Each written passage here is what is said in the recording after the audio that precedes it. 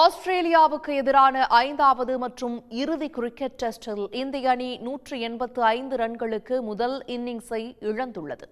5 போட்டிகளை கொண்ட தொடரில் ஆடிவரும் இந்திய அணி 1-2 என்ற கணக்கில் பின்னடைவை பெற்றுள்ளது. இதனால் உலக டெஸ்ட் சாம்பியன்ஷிப் இறுதிச் சுற்றில் ஆடுவது இந்தியாவுக்கு பெரும் கேள்வியாகியுள்ளது.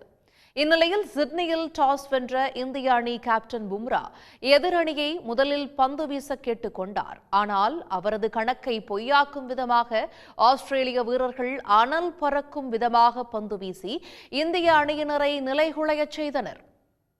இன்னிங்ஸை தொடங்கிய யசஸ்வி ஜெய்ஸ்வால் 10 ரன்களிலும் ராகுல் 4 ரன்களிலும் வெளியேறினர். அடுத்தடுத்து வந்தவர்களும் தாக்கு பிடிக்க முடியவில்லை.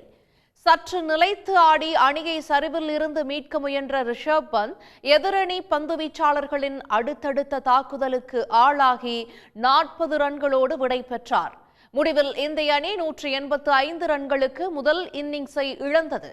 ஆஸ்திரேலியா தரப்பில் போலந்து 4 விக்கெட்டுகளையும் ஸ்டாக் 3 விக்கெட்டுகளையும் கைப்பற்றினர். முதல் நாள் முடிவில் ஆஸ்திரேலிய அணி 1 விக்கெட் இழப்புக்கு 9 ரன் எடுத்தது. போட்டியின் இடையே கேலரியில் இருந்த ரசிகர் ஒருவர் கோலியின் பதாகையை கையில் ஏந்தியிருந்ததை பார்த்து எதிரணி வீரர் கான்ஸ்டாஸ் கைதட்டி ஆரவாரம் செய்தது பலரது கவனத்தையும் பெற்றிருந்தது. மெல்போர்ன் டெஸ்டில் கோலிக்கும் கான்ஸ்டாஸுக்கும் இடையே மோதல் ஏற்பட்டது நினைவு கூறத்தக்கது.